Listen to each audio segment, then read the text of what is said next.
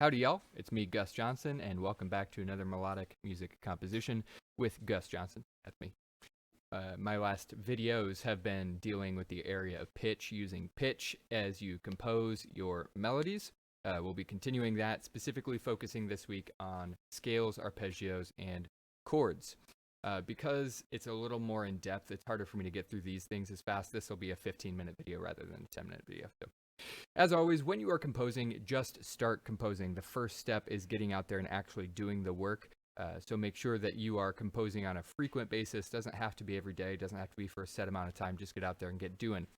Make sure that as you are learning how to compose and as you are working to improve your composition, try to limit your focus to improving one area at a time. So maybe for the first 15 minutes of your practice time, you just focus on using scales and arpeggios and chords to create a new melody. And then you use a different technique.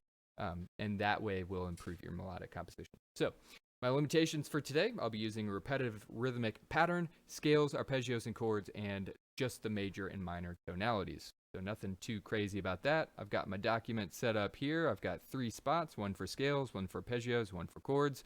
Let's get to it. Okay, so if I make a repetitive rhythmic idea, and I want it to be symmetrical, so I'm going to copy this and paste it here. Might be a little bit fast for this guy. Let's go ahead and make it 90 beats per minute instead of 120.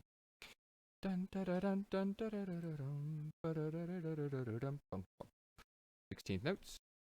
Woo, what's going on here?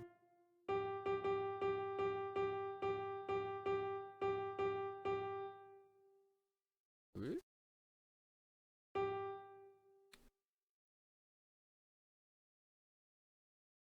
Yep, ba-da-dum-bum-bum.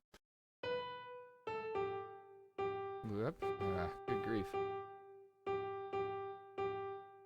Okay, sweet.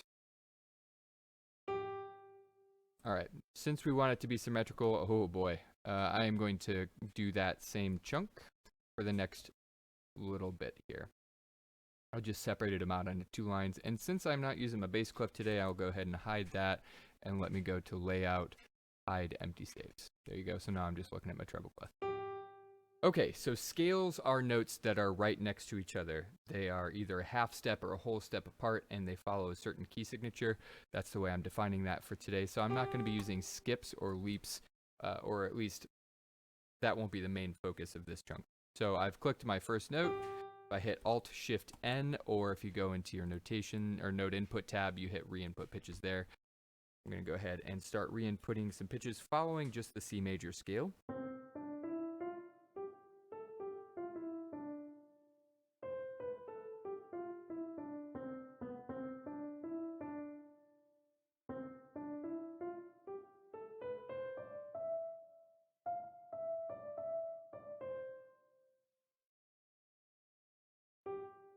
Cool. So as you can see, this is all stepwise motion. I've just stuck around the C major scale, going down the scale, up and down, up the scale, and down.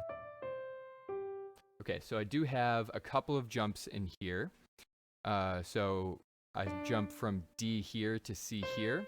I could have done this whole chunk down an octave, and that would have kept it literally in notes that are next to each other, but D is the second note of the scale, C is the home note of the scale, the first note of the scale. So even though there's that octave jump in there, it's really not that big of that far of a leap for our ears to make.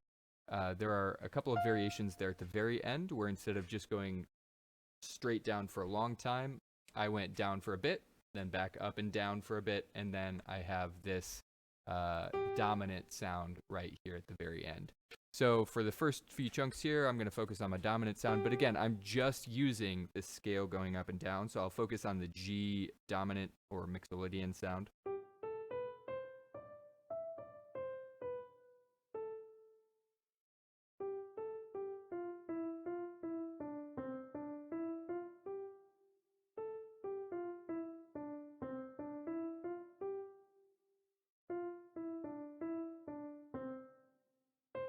All right. So as you can see, I've got a little bit of wiggling going on in here, but it's mostly just wiggling on the notes that are next to each other in the scale, which is what we call passing tones, or sometimes they're a surrounding tone when there's a note above and a note below. So again, all of this is just accomplished using notes that are next to each other. There are no skips, no jumps, no leaps.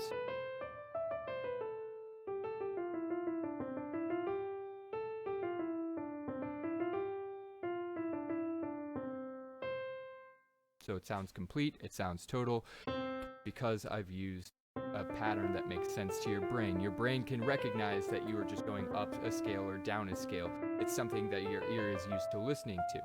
And when you are composing, you want to make sure that you have a balance between something familiar to your brain and something new to your brain. So the familiar idea here is the scales, and because those are so familiar, I've basically improvised following no set pattern here, with the exception of there's a very loose pattern of measure 1, we go up and down, and then in the mirror measure, which is measure 5, we go up and down. Measure 2, we go mostly down. Measure 6, we go mostly down. So we follow kind of a similar pattern here, and our final measures of each chunk go downwards. But there's really not a whole lot of a pattern here, and we can get away with that when we're using scale-wise notes, because your brain is so used to following scales that if you were to go a little wilder than usual, your brain can follow along generally, no problem there, especially when I'm not changing keys, not changing tonal centers, anything like that. Cool, so that's how to use scales. Let's take a look at using arpeggios. Specifically, an arpeggio is notes that are a third apart. So if I was to view my keyboard here, there. All right, be able now. So you see the notes that I'm pressing are a third apart there, except for that final one.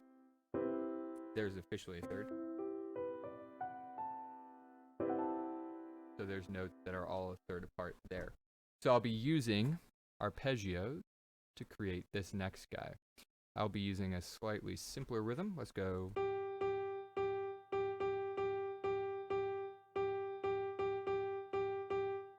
Whoop. Okay, and again, just to keep it symmetrical, I'll copy and paste this, and then I'll make a slight change here at the very end. Then right here, I will copy and paste again. Let's go ahead and put that into 2 parts. Let's see, how can I change this at the very end?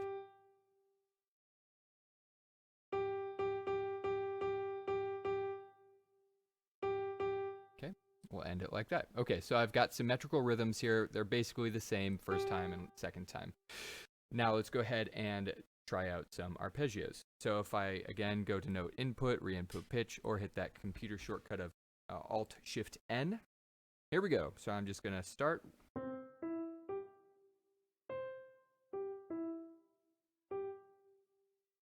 Bum, bum, bum.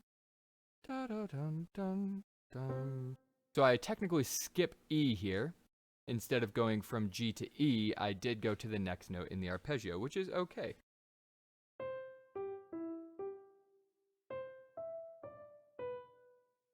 I think that would sound better with eighth notes. So I'm officially breaking my pattern here. Let's take a quick listen.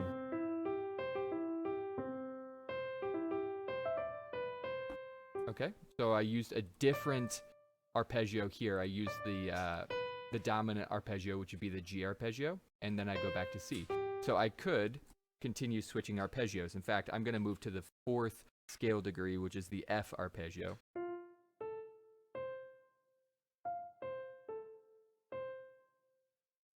And then I'll go to the D minor arpeggio, D7 minor.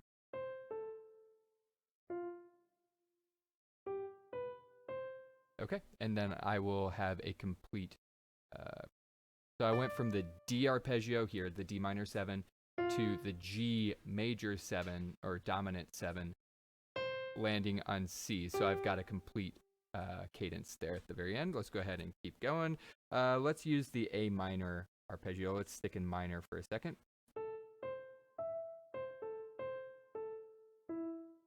Okay. Oh, actually, you know what? I should probably follow the pattern. So I have an up down motion in measure 1, and then a down up down in measure 2. So I should probably go the same guy here. Down, up.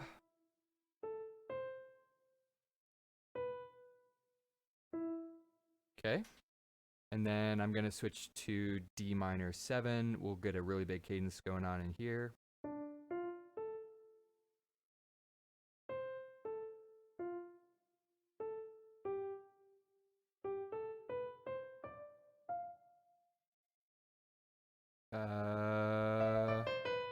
Da, da, da. Okay, so a little bit of cheating there. So notice that here, instead of just arpeggiating up, which I could have done, I could have gone do, do, do, do, do, which is just the G dominant 7. I added the scale passing tones in between each of those notes there, just to make this cadence a little different from the other one. So just using arpeggios, going up arpeggios, down and up arpeggios, changing the tonal center of your arpeggio, so focusing on now the 6th scale degree, which is minor, now the 3rd, now the 2nd, now the 5th, which is dominant, and then home, which is scale degree 1. Cool. So there are some ways to use arpeggios. The same basically applies to chords. When working with chordal melodies, it's important to make sure that you don't go overly complicated. Your ear has multiple notes to listen to at the same time now, so you have to make sure that you don't overcomplicate the rhythm and don't overcomplicate the vertical and vertical motion there. So I'm going to simplify my melody to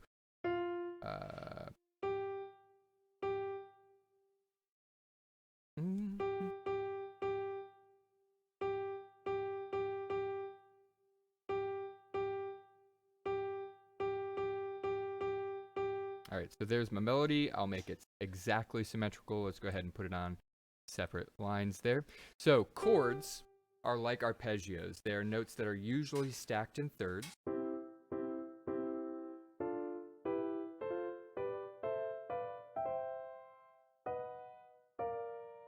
Notes that are usually stacked in thirds. The simplest definition, though, of a chord is just multiple notes at the same time. So they could be related to each other by key signature, or they could be completely unrelated to each other in any manner at all. I'm going to be using chords that are native to the C major scale. So let me go ahead and just get started. I might not use all 3 notes of a chord, and that's just in an effort to avoid any particularly egregious voice leading errors here. So.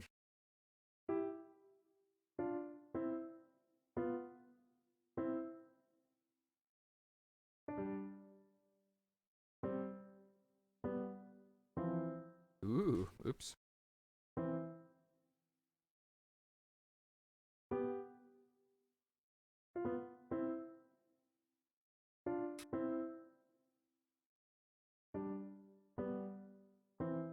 Okay, so I've got the same kind of idea going on here, where I land each phrase chunk on the home key there. So let me go ahead and make this 3rd time different. I will land instead in the minor.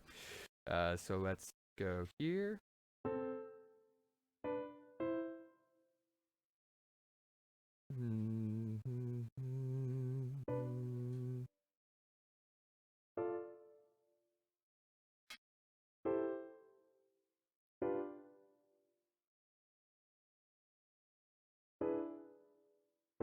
So I've done a little bit of a cadence there to emphasize my new home note, which will be the A minor. And now I need to switch back to the original.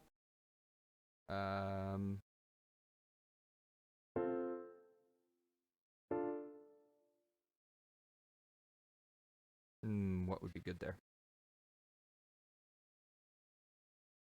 Oh, I could do.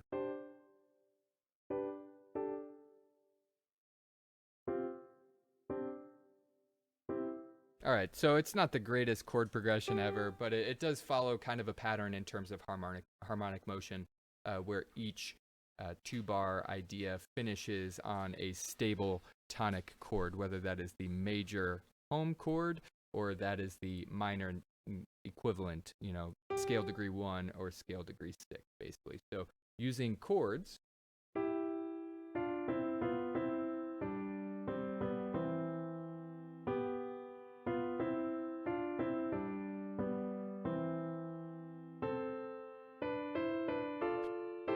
so here, ooh, I'm not sure I like that chunk. I think there are too many notes going on at once.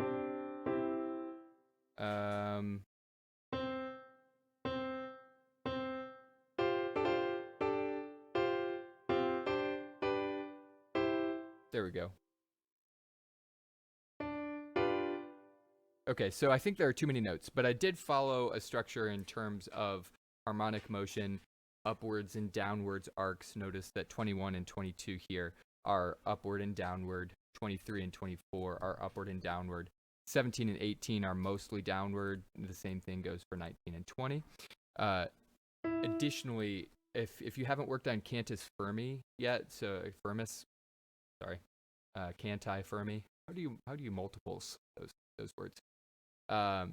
If you haven't worked on those, when you have similar motion versus contrasting motion versus one voice staying the same and the other one moving around, you should work on those. Go ahead and learn. There's plenty of YouTube videos. Go learn about how those works, and those are the rules I followed here in terms of creating my melody.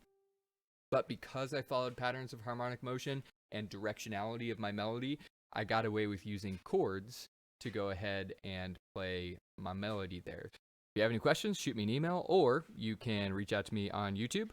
Till next time, stay out of trouble.